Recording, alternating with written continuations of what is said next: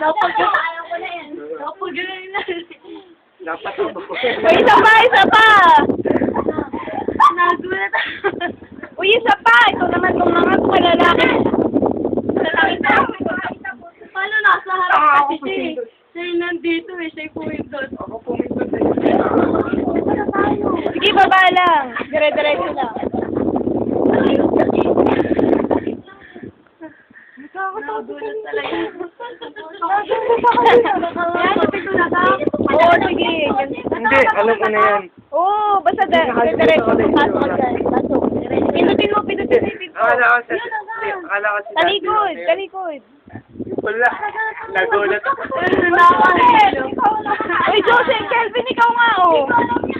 Tingnan ko nga.